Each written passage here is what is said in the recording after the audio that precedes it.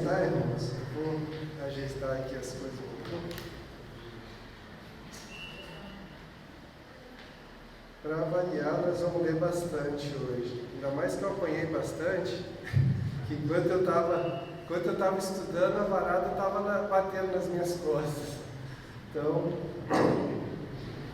hoje nós vamos meditar sobre alguns textos. Eu queria começar com um texto que eu não lembrava de ter lido ele, apesar de eu já ter lido a Bíblia toda, mas eu achei bem interessante. Porque quando eu fui pesquisar por justiça de Deus na Bíblia, e apareceu esse texto, é um texto que está em Jó, capítulo 35, tá? Versículo 2. Eliú, que é um dos amigos de Jó, que está confortando ele lá, toda aquela confusão, né? Ele pega e fala isso com Jó, porque os amigos vão lá para consolar ele, mas só dão lambada nele, né? E aí ele fala isso: achas que é justo dizeres, maior é a minha justiça que a de Deus? Amém? Até aqui só. Então, assim, isso é uma coisa que eu quero trazer para a gente estar refletindo hoje, porque, assim, a gente olha essa afirmação de Eliú e pensa assim: isso aí não acontece, ninguém pensa que a sua justiça é maior que a de Deus, né? Ninguém se acha mais justo que Deus. Mas aí a gente vai ver na palavra que algumas das vezes a gente quer ser mais justo que Deus. A gente acha que a justiça de Deus não presta e que a nossa que é boa, né? Então, assim, agora vamos para o texto que a gente vai começar hoje. Mateus capítulo 18, a parábola do servo impiedoso, tá? A partir do versículo 21.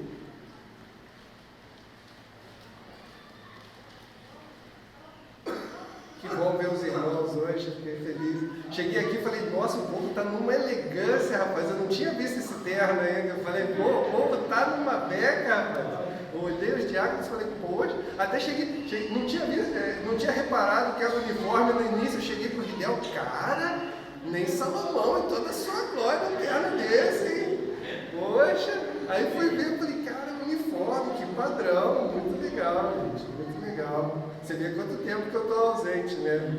Eu achei que a gente ia estar no caderninho hoje. Eu falei assim: a Michelle chegou dando risada. Eu falei: é hoje que eles vão puxar a orelha. Glória a Deus. Vamos lá.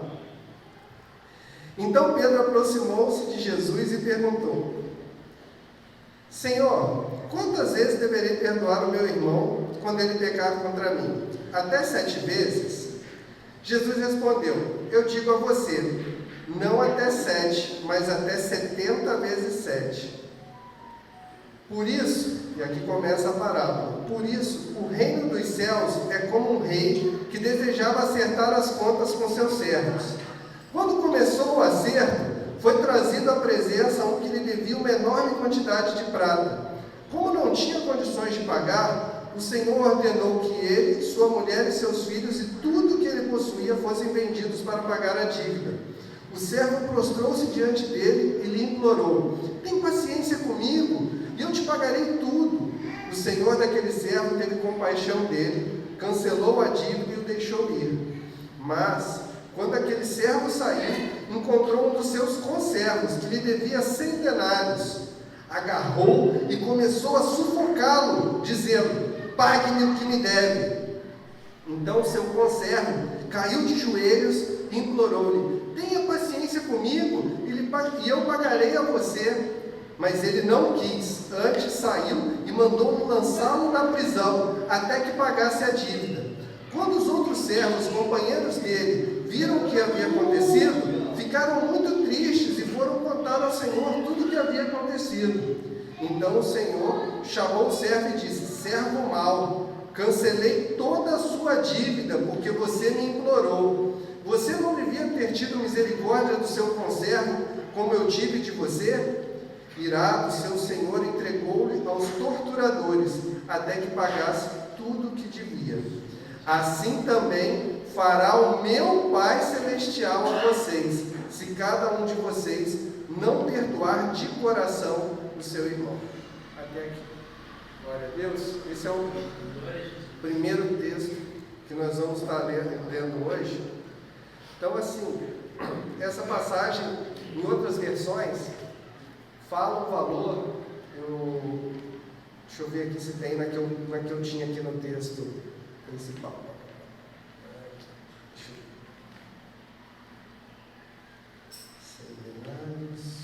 10.000 talentos. 10.000 talentos era o equivalente a 200.000 dias de trabalho. 200.000 dias de trabalho era o equivalente a 500 anos de trabalho. Era isso que o cara, na parábola, devia para o senhor dele. Totalmente impagável. Totalmente impagável. Mas Jesus fez essa demonstração para que a gente entendesse que o tanto que nos foi perdoado, o tanto que o Senhor, naquela cruz, pagou a nossa dívida, né? Tem um pastor que eu gosto muito de assistir, o Douglas Gonçalves, e ele fala um negócio, que ele pegou de um livro também, não é dele essa frase. Ele fala assim: se você não é o pior pecador que você conhece, você precisa se conhecer melhor. Por quê? Porque você conhece todos os seus pecados, você conhece os seus pensamentos, você conhece quando uma pessoa te fez mal e você pensou assim: ai, essa pessoa tinha que pagar por isso, Deus tinha que castigar ela, né? A famosa, igual outro dia eu estava ouvindo um cara falando, a famosa mandinga gospel: faz justiça, Senhor, faz aquilo com aquela pessoa e tal, e aí ora pelo mal da pessoa. E quando a Bíblia fala para a gente orar pelos que nos perseguem, perdoar, bendizer os que maldizem, né? E quantas vezes a gente se pega desejando dar aquela oradinha: Senhor, faz justiça, né? Por quê? Porque a gente começa a achar que a nossa justiça é melhor que a de Deus, né? Então a gente tem essa questão. Então, assim, o primeiro ponto dessa parábola, Jesus já fez para os discípulos, porque eles tinham noção desses valores. Então, quando ele fala esse valor, ele já fala para mostrar: a dívida era impagável. Se o cara vivesse 5 vidas, ele não pagava a dívida. Entendeu?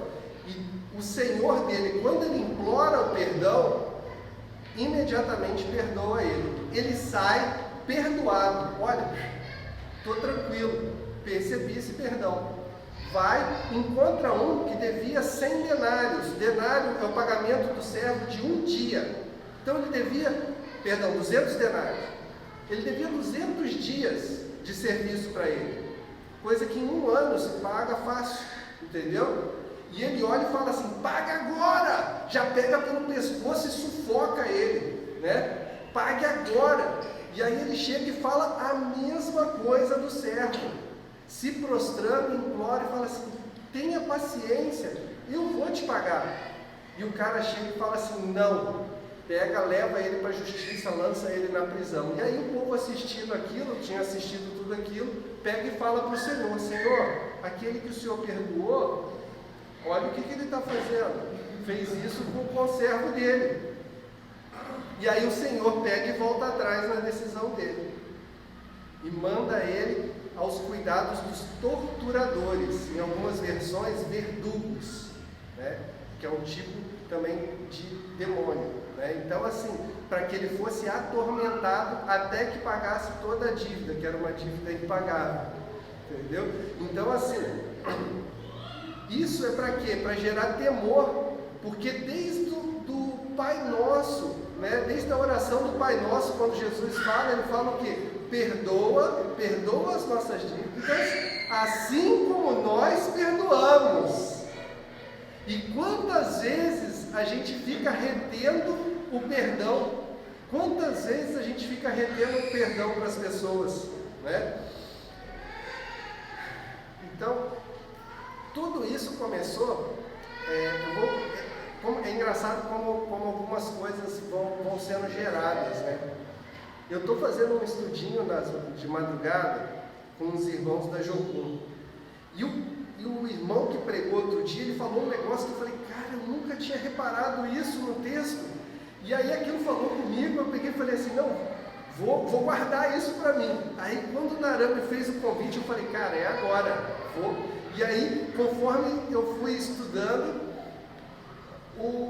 a varada foi cantando nas minhas costas. Hoje mesmo eu tive que praticar isso, antes de vir para cá, né? Então, assim, é tão séria essa questão do perdão para os irmãos, né, de você perdoar uns aos outros, que olha o que Jesus fala ainda no Sermão do Monte, em Mateus, no capítulo 5, versículos 23 e 24. Se, pois, ao trazeres ao altar a tua oferta, e ali te lembrares que o teu irmão tem alguma coisa contra ti, deixa perante o altar a tua oferta. Vai primeiro, reconcilia-te com teu irmão, e então, voltando, faze a tua oferta. Então, assim, o que Jesus fala? Você vai trazer uma oferta, e ele não fala assim, o teu irmão fez alguma coisa contra ti. Não, o seu irmão tem alguma coisa contra ti. Ele não fala nem ser justo ou ser injusto. É um irmão que está com um problema com você, ele não fala nem ser justo ou ser injusto. Ele fala assim, ó, esse irmão está emburrado contigo, ele está com problema contigo. Larga a tua oferta ali, nem entrega. Tu volta lá. E ele não fala só para pedir perdão. Ele fala para você buscar a reconciliação com o seu irmão. Você se acertar com o seu irmão. Entendeu? Então ele fala, vai lá, se reconcilia com o seu irmão, e aí sim, volta e entrega a sua oferta. Hoje mesmo, eu tive que exercer isso. Porque assim, eu estudando, e aí ansioso, e um monte de coisa, angustiado.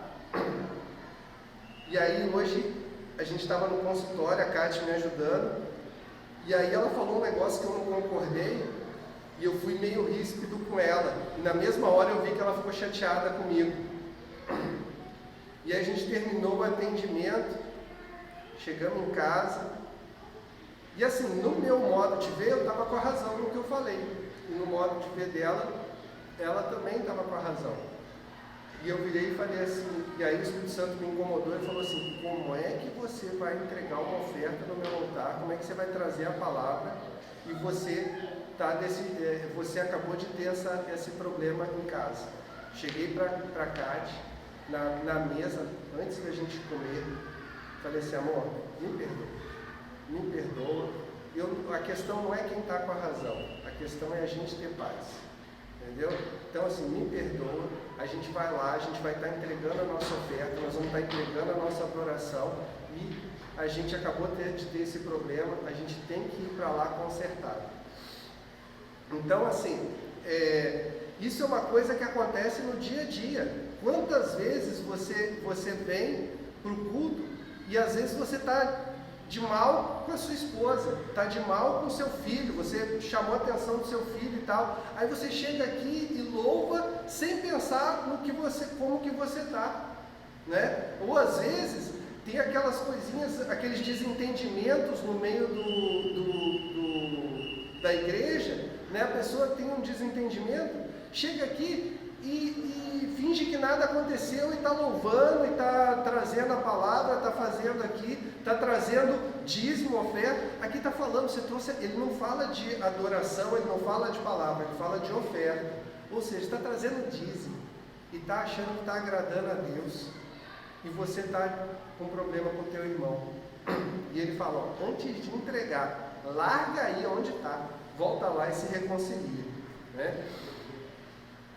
Então assim, mais alguns textos para a gente ir falando a respeito disso, tá?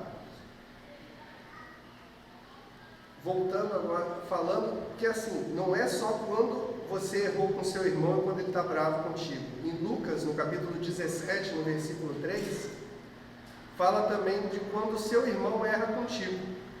Seu irmão pisou na bola contigo, porque assim, não tem desculpa. Às vezes você pensa assim, não, mas foi ele que errou, não, fui eu que errei, eu estou com vergonha. Jesus nos dois lados, ele fala assim, perdoa e reconcilia, não tem conversa fiada, entendeu? Você tem que se acertar com seu irmão, Tanto é quando você errou, quanto quando erraram com você. E você não tem que esperar ele pedir perdão para você. Não fala que espera o teu irmão te pedir perdão de joelho, no caroço de milho. Não fala nada disso, não tem condição nenhuma. Você vai lá e se reconcilia com ele. Ele errou contigo, você está magoado, mas aqui fala que é para você se reconciliar com ele. Tanto faz quem errou. Né? E aqui, acautelai-vos. Se o teu irmão pecar contra ti, repreende-o. Se ele se arrepender, perdoa-lhe.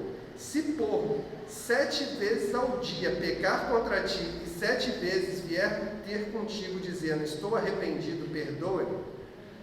Estou arrependido, perdoa-lhe. Então disseram os apóstolos ao Senhor, aumenta-nos a fé.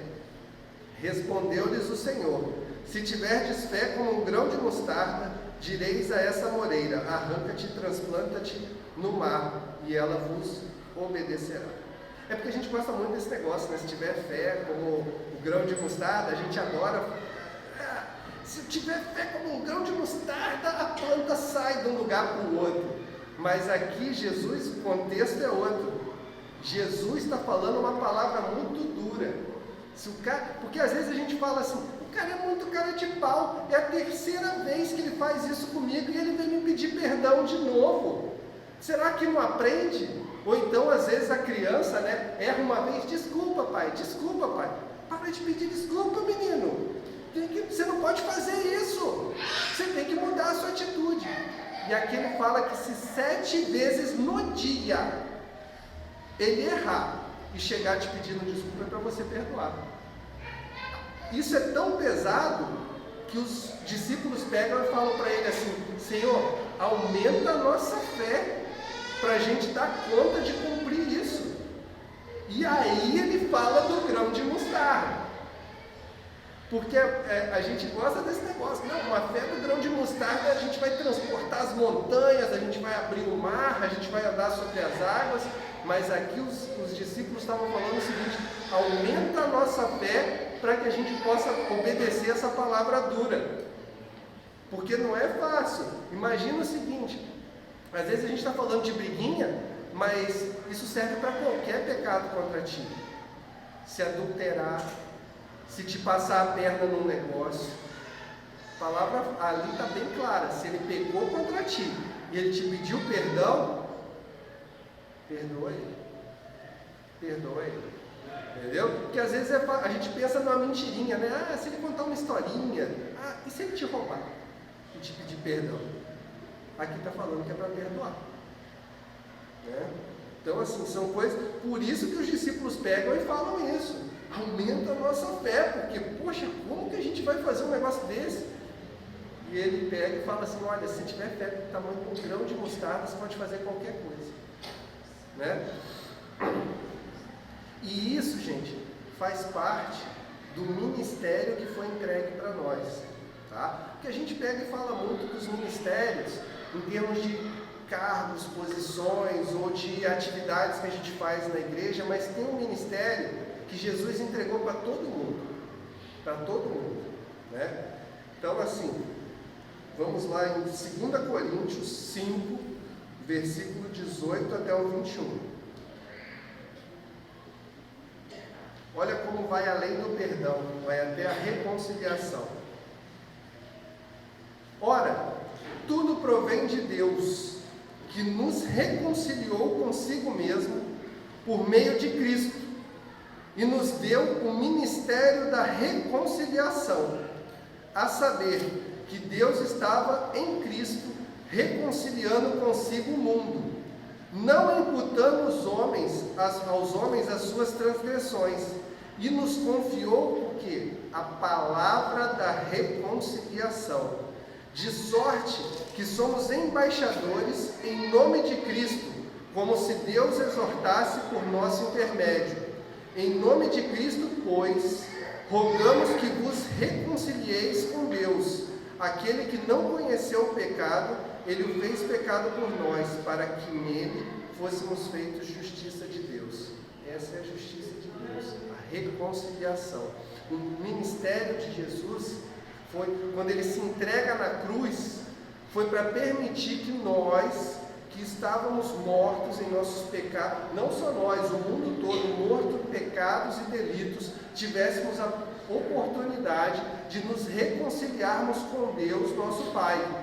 E ele entrega para nós o ministério da reconciliação. É isso, essa mensagem nós temos que levar. Nós temos que propagar o ministério da reconciliação.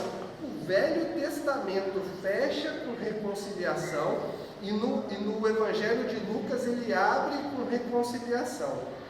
O que eu quero dizer com isso? Se você for lá em Malaquias, quando está fechando, o último trecho de Malaquias fala o seguinte: converterei o coração dos pais aos filhos e dos filhos aos pais, para que eu não fira a terra com maldição. E quando João Batista começa a pregar, no Evangelho de Lucas ele fala a mesma coisa: e converterei o coração dos pais aos filhos e dos filhos aos pais, para que eu não fira a terra com maldição. O que ele fala de converter? Ele fala de se reconciliar gerações, porque quantas das vezes os pais e os filhos estão brigados entre si. O filho não honra o pai, o filho não obedece o pai é duro com o filho, porque a Bíblia fala que não é para a gente ir além, a gente não irritar os filhos. O pai vai além do que é a disciplina de Deus com o filho, irrita o filho. E aí, quantas vezes o próprio pai lança palavras de maldição contra o filho: você é burro mesmo, não vai dar em nada, esse menino não presta, uma praga, é um fardo que eu tenho aqui, eu não aguento mais pagar as contas. Quantas vezes chega assim em casa, entendeu? Aí depois quer que o filho seja uma bênção. Ah, meu Deus, por que ele não é uma bênção? Entendeu? O filho do fulano é uma bênção, mas o pai só abençoa ele, e você fica falando do seu filho, fica lançando palavra de maldição com seu filho. Eu falo isso assim com experiência de filho. Quantas vezes muitas das coisas que mudaram na minha vida, no meu relacionamento com Deus, foi quando eu entendi que eu precisava me reconciliar com os meus pais. Eu estava afastado deles, eu tinha recém voltado para a igreja, eu participei de um seminário, e aí eu entendi o problema que eu tinha com os meus pais e o quanto que eu tinha de dificuldade com eles. Num jantar, isso é uma ideia, aconteceu comigo, não estou falando que é uma regra, tá? Eu vi essa ideia no seminário, achei legal e resolvi fazer. Escrevi uma carta para os meus pais. Escrevi uma carta para o meu pai, uma carta para minha mãe, dizendo tudo que eu tinha feito de errado, desonrando eles. Pai, eu menti para você, eu pequei fazendo isso, pequei fazendo aquilo outro, eu te xinguei, eu te desrespeitei, eu te desobedeci assim, assim, assado, me perdoa por isso. E depois falei tudo de bom que meus pais tinham feito para mim. Olha, o exemplo que você me deu de honestidade, o exemplo que você me deu de transparência, eu agradeço a Deus por você na minha vida, que me sustentou, que me direcionou para fazer isso, né? E quando a gente fez aquele concerto, a partir daquele dia, eu comecei a caminhar diferente com o Senhor. Foi ali, a partir dali, eu sei que muita coisa na minha vida, muita maldição que eu carregava foi quebrada ali. Por quê? Porque se cumpriu essa palavra na minha vida. E muitas das vezes a gente não se reconcilia em casa. O que adianta falar tão bonito aqui? O que adianta trazer uma palavra bacana? O que adianta louvar e levantar e ser ungidão ali e tal, e de repente chega em casa, maltrata a mulher, briga com os filhos, né? Ou então está no trabalho, fala mal do colega de trabalho, faz fofoca, fala mal do vizinho, né? Então, assim, que testemunho é esse? Então é esse tipo de coisa que a gente precisa, tá? Se você tem alguma coisa contra a pessoa, vai até ele.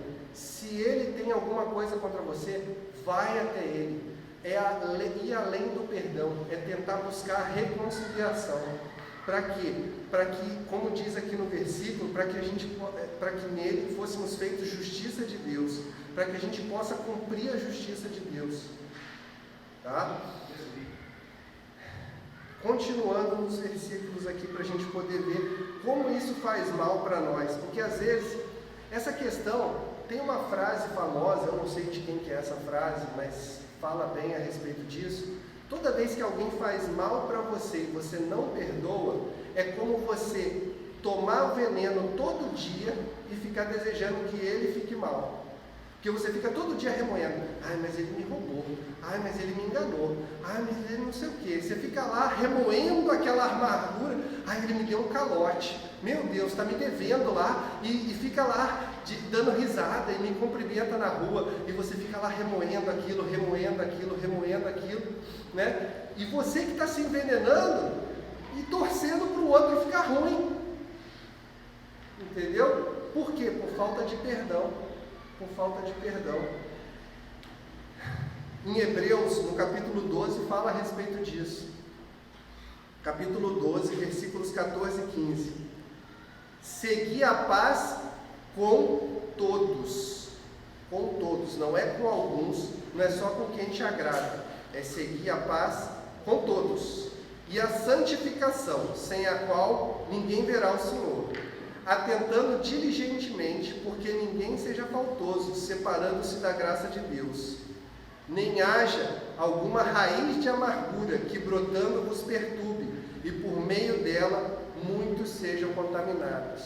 A amargura é comparada nesse texto com uma raiz que pode brotar e que pode contaminar as pessoas ao redor. Já viu aquela pessoa amarga? Aquela pessoa que fica só reclamando da vida, murmurando, e que às vezes fica reclamando tanto que faz mal para as pessoas ao redor. Ele fala que a amargura ela pode contaminar as pessoas ao redor, e a amargura vem da falta de perdão. Quantas vezes a pessoa fica remoendo? Eu já vi casos que a pessoa fala assim, ele eu não perdoo. Eu perdoo todo mundo, não sei o quê, mas ele eu não perdoo, porque o que ele fez comigo não tem jeito. Nessas horas, volta aquilo que a gente conversou lá de Jó. Quando você fala assim, ele eu não perdoo, você está dizendo que a sua justiça é superior à de Deus, porque se Deus perdoa ele da cruz através de Jesus, você está dizendo assim, eu sou mais justo que Deus. Deus pode até perdoar, mas é porque ele estava enganado nesse caso aqui, porque se fosse pelo certo mesmo, não era para perdoar esse cara, porque eu sou bom da justiça, entendeu? Então você toma para si uma justiça que Deus já perdoou. Eu vivi isso muito. A gente tinha foi uma coisa que veio espontânea, assim. A gente tinha um projeto lá no Sul de capelania na penitenciária. A gente visitava os presos e fazia escola bíblica com eles. E um dia, um deles chegou para mim e falou assim, cara, você trata a gente tão legal, assim, tão bem e tal, você nunca me pediu por que eu estou preso. Eu falei, nem quero saber. Mas por quê? Eu falei, para não correr o risco de pecar com vocês. Aí ele me pediu, mas por quê? Desde o início, quando a gente começou a visitar eles, Deus colocou um negócio no meu coração. Não saiba por que eles estão lá. Por quê? Primeiro, se eles já estavam, porque quando eles vinham para nós, eles já estavam naquele processo de progressão de sentença, ou seja, os caras tinham cumprido a pena deles quase todas e já estavam trabalhando fora, usando tornozeleira, etc. Tá? Então eles já estavam cumprindo a dívida deles com a sociedade. A dívida deles com Deus, Jesus já pagou. E se eu julgasse eles, eu estava botando uma terceira dívida por minha conta que eles não tinham. Entendeu? Então eu tratava da mesma forma o cara que sonegou imposto, que passou a perna no fisco, o traficante, o estuprador e o assassino. Para mim, todo mundo estava ali para ser irmão. Entendeu? Eu não tinha esse juízo de, esse aqui é o pecadinho dele, ou o pecadão dele, eu tratava todo mundo igual. Mas aquilo Deus tinha colocado no meu coração e eu não deixei ele me falar. Eu falei, cara, eu não quero saber. Por quê? Porque Satanás usa isso para você, porque você começa a querer julgar. É um troço que é muito fácil de cair, Entendeu? Imagina o seguinte, se você sabe ali que tem 4 pessoas que estão congregando contigo naquele lugar, aí tu sabe que um matou, o outro estuprou, o outro não sei o quê, e o outro só, sei lá, fez uma corrupção no governo, aí, que é um pecado que normalmente a gente tende a relevar, porque então, a gente fica votando em um monte de gente corrupta, às vezes, aí, ele é o menos pior e tal, não sei o quê. Então, o que ia correr o risco? Eu corri o risco de pegar e falar mais facilmente com o corrupto, e não falar com os outros que também precisam do amor de Deus, também são alvos do amor de Deus, e que Jesus já pagou a pena deles e ele já cumpriu. Jesus já pagou o preço do pecado para Deus e eles já tinham pago o preço perante a sociedade. Quem era eu para botar uma terceira condenação na vida dessas pessoas? Entendeu? Então, é isso que a gente tem que começar a pensar, porque às vezes a gente põe essa condenação. Quantas vezes chega uma pessoa no meio da igreja e você olha e fala assim: meu Deus, aquele ali, mas aquele ali é tão terrível, esse cara, já aprontou um monte aí, já fez isso, já sei lá, traficou, matou, qualquer coisa desse tipo, ou então esse aí já adulterou, já trocou de mulher, já fez não sei o quê, e aí chega aqui, você olha e fala assim: pô, o cara está aqui. Ou então imagina o seguinte, que já vi acontecer, chega no culto um homossexual, e aí senta, aí as pessoas pegam e ficam olhando assim: meu Deus, mas está aqui, mas esse cara, se ele está assim é porque ele não se converteu e tal, não sei o quê, como se o pecado dele fosse mais grave do que você mentir, do que você desonrar teu pai, tua mãe, entendeu? Como se tivesse pecadinho e pecadão. Ah não, pecadão, pecadinho. Cara, se não se arrepender, se não buscar a face do Senhor, se não aceitar Jesus como Senhor e Salvador, tanto faz a mentira como o homossexual. Quando fala ali na lista das condenações, os covardes estão no começo da lista. Covardes. Entendeu? Então, assim, às vezes a gente pensa assim: glutões.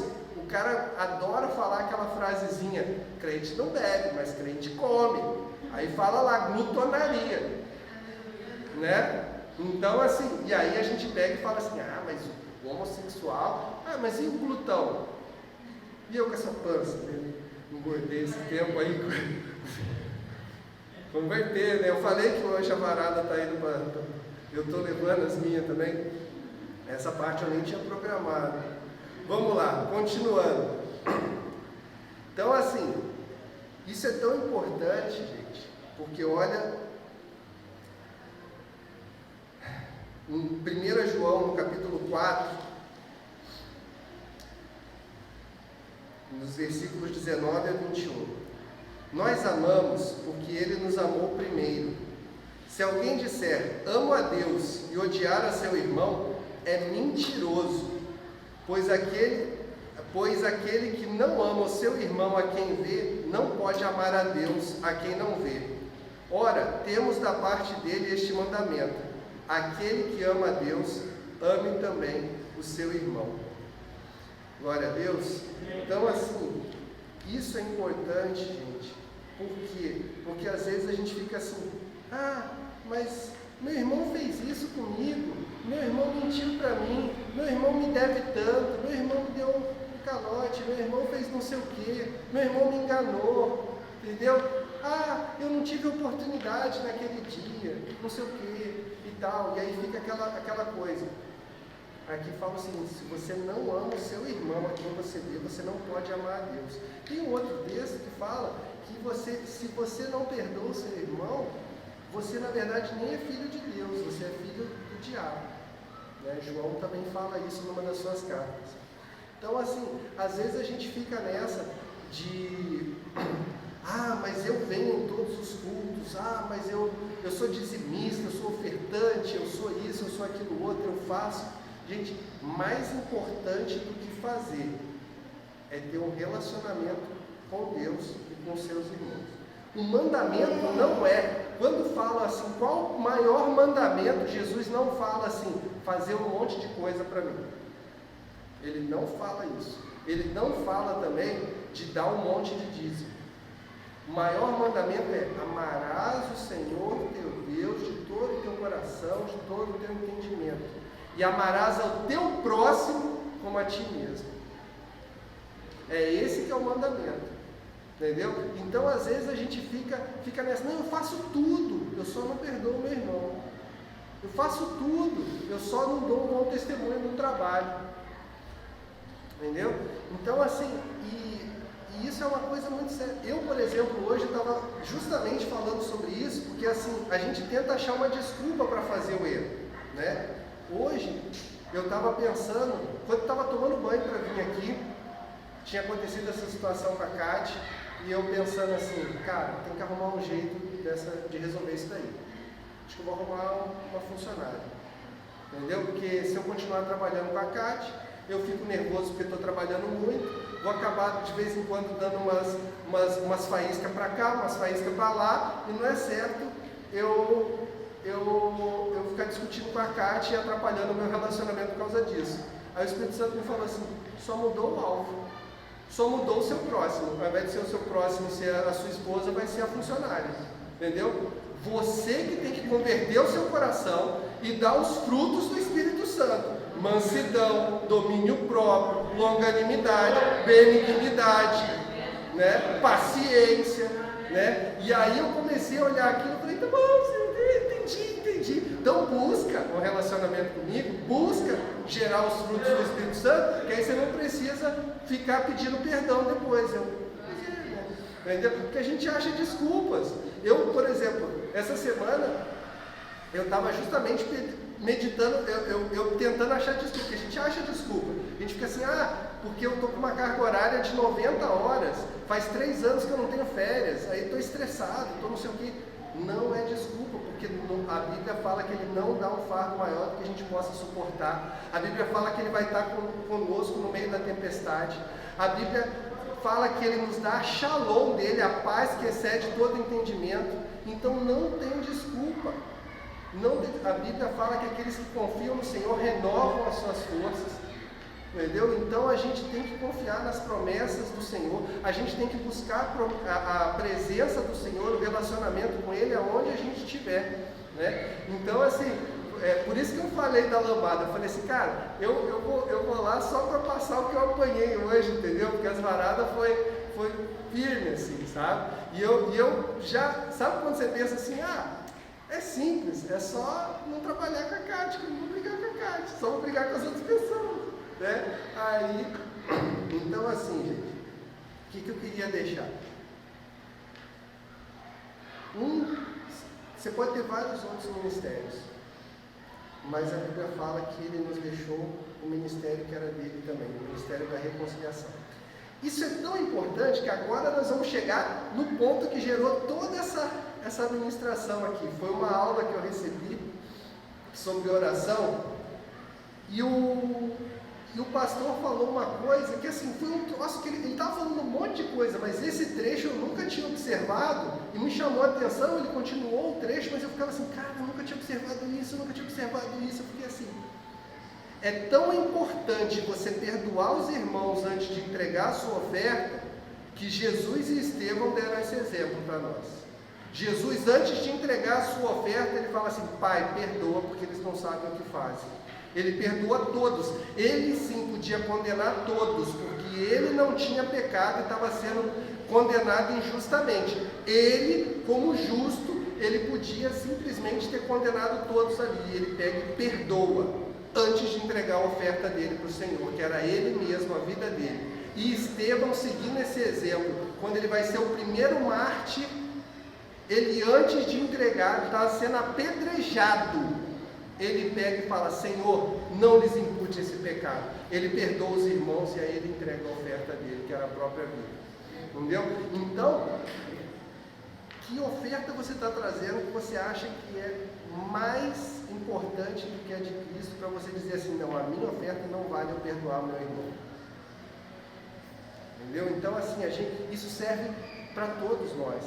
Quantas pessoas você não perdoou ao longo da sua vida, que você guarda, quando você lembra daquela pessoa, você lembra assim, doída, aquele meu chefe me maltratava, aquele meu chefe era injusto comigo, ele me xingava e tal, e você guarda aquele rancor, você lembra até hoje dele, libera perdão, e se você tiver a oportunidade, se reconcilia com ele, se você encontrar ele, se reconcilia com ele, Busca isso, irmão, porque ele não fala para você esperar a pessoa vir até você. Fala para você ir até a pessoa. Você ir buscar essa reconciliação.